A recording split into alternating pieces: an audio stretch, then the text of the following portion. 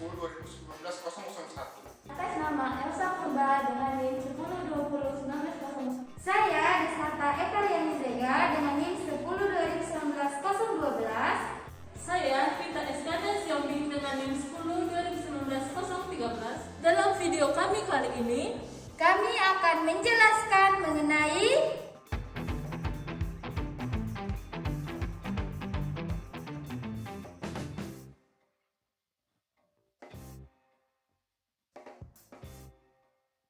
Berdasarkan data BPS tahun 2018 menyatakan bahwa sekitar 54% penduduk Indonesia berada pada usia kerja dan sebagai besarnya merupakan pekerja. International Labour Organization atau disebut ILO tahun 2013 menyebutkan bahwa setiap tahun ditemukan 2,34 juta orang meninggal terkait pekerja baik penyakit maupun kecelakaan dan sekitarnya. 2,2 juta kasus meninggal terkait penyakit akibat kerja.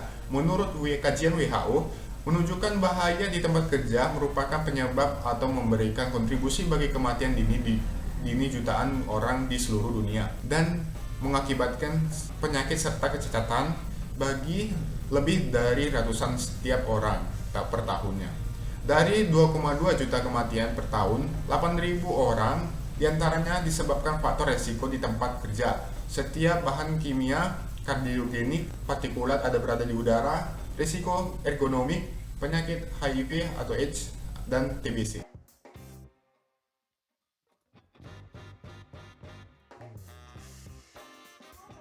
penyakit akibat kerja adalah penyakit yang disebabkan oleh pekerjaan, alat kerja, bahan, proses maupun lingkungan kerja. Dengan demikian, penyakit akibat kerja merupakan penyakit yang artifisial atau man-made disease. Sejalan dengan hal tersebut, terdapat pendapat lain yang menyatakan bahwa penyakit akibat kerja atau PAK ialah gangguan kesehatan baik secara jasmani maupun rohani yang ditimbulkan ataupun diperparah karena aktivitas kerja atau kondisi yang berhubungan dengan pekerjaan. Hal ini diungkapkan oleh Jurnal Akibat dan Penyakit Kerja tahun 2007.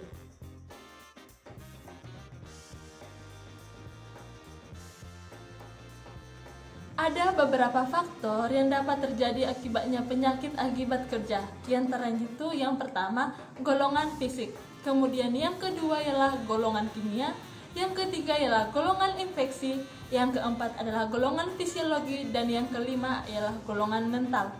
Yang pertama, golongan fisik. Golongan fisik ini meliputi kebisingan, kemudian radiasi, suhu udara, tekanan udara, dan juga pencahayaan. Kebisingan dapat mengakibatkan gangguan pada pendengaran. Untuk bagian radiasi, radiasi juga dapat mengakibatkan kelainan darah dan juga kulit. Suhu udara yang tinggi dapat mengakibatkan heat stroke. Dan tekanan udara yang tidak stabil juga akan mengganggu pekerjaan. Sama juga dengan pencahayaan. Pencahayaan yang tidak aktif, tidak efektif, akan mengganggu proses pekerjaan. Faktor kecelakaan penyakit akibat kerja yang kedua ialah golongan kimia. Golongan kimia ini dapat meliputi debu. Debu ini dapat mengakibatkan pneumonikosis, kemudian dapat juga mengakibatkan seperti uap air, gas, keracunan, dan juga larutan. Golongan yang ketiga ialah golongan infeksi. Golongan infeksi ini meliputi antraks, brucel, kemudian HIV dan AIDS. Faktor golongan yang keempat itu ialah golongan fisiologi. Golongan fisiologi ini dapat disebabkan oleh kesalahan konstruksi, mesin, sikap badan yang kurang baik atau salah cara melakukan, atau kelelahan fisik. Kemudian golongan yang terakhir ialah golongan mental.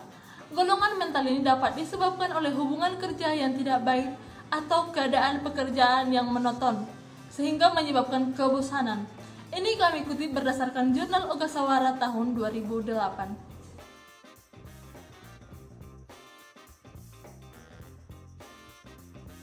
Menurut Peraturan Menteri Tenaga Kerja dan Transmigrasi Nomor 401 Men 1981 dan Keputusan Presiden RI Nomor 22 1993, terdapat 31 jenis penyakit akibat kerja, yaitu sebagai berikut.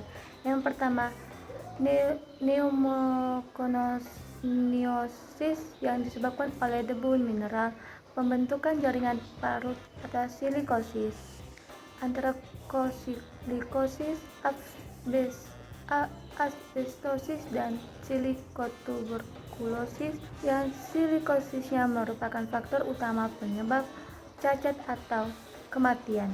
Yang kedua, penyakit paru dan saluran pernapasan atau bronkopulmoner yang disebabkan oleh debu logam keras. Yang ketiga, penyakit paru dan saluran pernapasan bronkopulmoner yang disebabkan oleh debu kapas, flas, henep, dan sisal atau bisinosis. Yang keempat, asma akibat kerja yang disebabkan oleh penyakit sensitilisasi dan zat perangsang yang dikenal berada dalam proses pekerjaan. Yang kelima, alveolitis alergika yang disebabkan oleh faktor dari luar sebagai akibat penghirupan debu organik. Yang keenam, penyakit yang disebabkan oleh berilium atau persenyawaan yang beracun. Yang ketujuh, penyakit yang disebabkan oleh kadmium atau persenyawaan yang beracun. Yang kedelapan, penyakit yang disebabkan oleh fosfor atau persenyawaannya yang beracun. Yang kesembilan, penyakit yang disebabkan oleh krom atau persenyawaan yang beracun. Yang kesepuluh, penyakit yang disebabkan oleh mangan atau persenyawaan yang beracun. Yang kesebelas, penyakit yang disebabkan oleh arsen atau persenyawaan yang beracun. Yang ke-12, penyakit yang disebabkan oleh raksa atau persenyawaannya yang beracun. Yang ke-13, penyakit yang disebabkan oleh timbel atau persenyawaan yang beracun. Yang ke-14, penyakit yang disebabkan oleh fluor atau persenyawaan yang beracun. Yang ke-15, penyakit yang disebabkan oleh karbon disulfida. Yang ke-16, penyakit yang disebabkan oleh derivat halogen dari persenyawaan hidrokarbon alifatik atau aromatik yang beracun. Yang ke-17, penyakit yang disebabkan oleh benzena atau homolognya yang beracun. Yang ke-18, penyakit yang disebabkan oleh derivat nitro dan aminah dari benzena atau homolognya yang beracun. Yang ke-19, penyakit yang disebabkan oleh nitrogliserin atau ester asam nitrat lainnya. Yang ke-20, penyakit yang disebabkan oleh alkohol, glikol atau keton. Yang ke-21, penyakit yang disebabkan oleh gas atau uap penyebab asfiksia atau keracunan seperti karbon monoksida, hidrogen cyanida, hidrogen sulfida atau derivatnya yang beracun, amoniak, sek, braso, dan nikel. Yang ke-22, kelainan pendengaran yang disebabkan oleh kebisingan. Yang ke-23, penyakit yang disebabkan oleh getaran mekanik atau kelainan otot, urat, tulang persendian, pembuluh darah tepi atau syaraf tepi. Yang ke-24, penyakit yang disebabkan oleh pekerjaan dalam udara yang bertekanan lebih. Yang ke-25, penyakit yang disebabkan oleh radiasi elektromagnetik dan radiasi yang megion. Yang ke-26, penyakit kulit dermatosis yang disebabkan oleh penyebab fisik, kimiawi, atau biologi.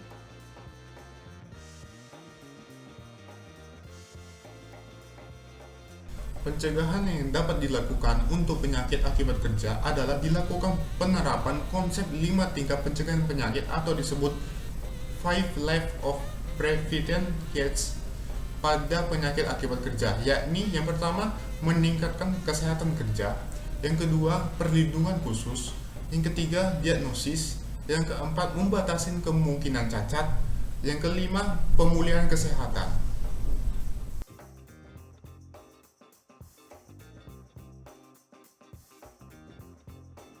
Upaya yang dapat dilakukan oleh perusahaan untuk mencegah penyakit akibat kerja adalah sebagai berikut. Yang pertama, menyingkirkan atau mengurangi resiko pada sumbernya. Misalnya, menggantikan bahan kimia yang berbahaya dengan bahan yang tidak berbahaya. Yang kedua, mengurangi resiko dengan pengaturan mesin atau menggunakan APD.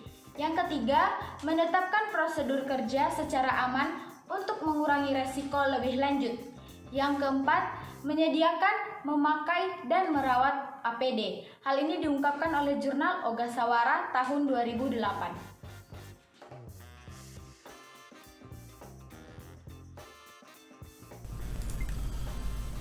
Kasus yang kami angkat pada materi ini ialah seorang pegawai yang bekerja di kantor sedang melakukan pekerjaannya.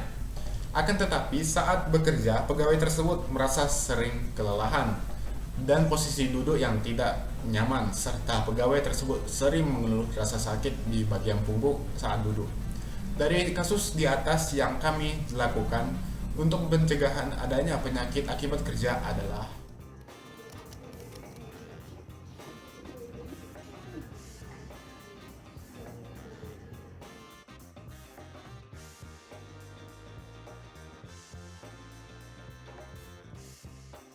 penyelesaian yang dapat dilakukan dengan kasus di atas yang pertama yaitu menentukan diagnosa klinis.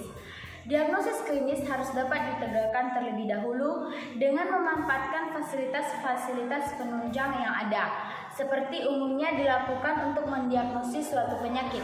Nah, dari kasus di atas yang dapat dilakukan adalah melihat bagaimana cara duduk si karyawan tersebut untuk menentukan apakah memang cara duduk yang salah dapat mengakibatkan penyakit akibat kerja. Penyelesaian yang kedua adalah menentukan pajanan yang dialami oleh tenaga kerja selama ini. Pengetahuan mengenai pajanan yang dialami oleh seseorang tenaga kerja adalah esensial untuk dapat menghubungkan suatu penyakit dengan pekerjaannya. Untuk itu, perlu dilakukan anamnesis mengenai riwayat pekerjaannya secara cermat dan teliti yang mencakup: yang pertama, penjelasan mengenai semua pekerjaan yang telah dilakukan oleh penderita secara kronologis; yang kedua, lamanya melakukan masing-masing pekerjaan; dan yang ketiga adalah bahan yang diproduksi. Dari kasus di atas dapat disimpulkan bahwa selama melakukan pekerjaan, cara duduk karyawan itu salah. Maka dari itu perlu dilakukan anamnesis atau perlu dilakukan penelitian untuk bisa memberitahukan kepada setiap karyawan untuk melakukan cara duduk yang benar. Untuk pemecahan masalah yang ketiga ialah menentukan apakah memang dapat menyebabkan penyakit kerja. Apakah terdapat bukti-bukti ilmiah dalam kepustakaan yang mendukung pendapat bahwa pajanan yang dialami menyebabkan penyakit yang diderita. Jika dalam keputusan yang tidak ditemukan adanya dasar-dasar ilmiah yang menyatakan hal tersebut di atas, maka tidak dapat ditegaskan diagnosa penyakit akibat kerja tersebut.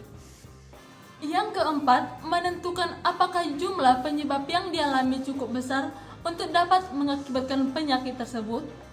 Jika penyakit yang diderita hanya dapat terjadi pada keadaan penyakit tertentu, maka penyakit yang dialami pada pasien di tempat kerja menjadi penting untuk diteliti lebih lanjut dan membandingkan dengan kepustakaan yang ada untuk dapat menentukan diagnosis penyakit akibat kerja. 6. Mencari adanya kemungkinan lain yang dapat merupakan penyebab penyakit. Apakah ada faktor lain yang dapat merupakan penyebab penyakit? Apakah penderita mengalami panjangan lain yang diketahui dapat merupakan penyebab penyakit? Meskipun demikian, apakah penyakit lain tidak selalu dapat digunakan untuk menyingkirkan penyebab di tempat kerja? 5. Menentukan apakah ada faktor-faktor lain yang mungkin dapat mengaruhi apakah keterangan dari riwayat penyakit maupun riwayat pekerjaannya yang dapat mengubah keadaan panjangannya, misalnya tempat duduk yang tidak simetris, riwayat adanya panjangan serupa sebelum sehingga risiko meningkat, apakah pasien mempunyai riwayat kesehatan atau riwayat keluarga yang mengakibatkan penderita lebih rentan atau lebih sensitif terhadap panjangan yang dialaminya. Ada 7 poin dalam pemecahan masalah penyakit akibat kerja. Yang pertama, membuat keputusan tentang sikap yang akan diambil untuk melakukan pencegahan.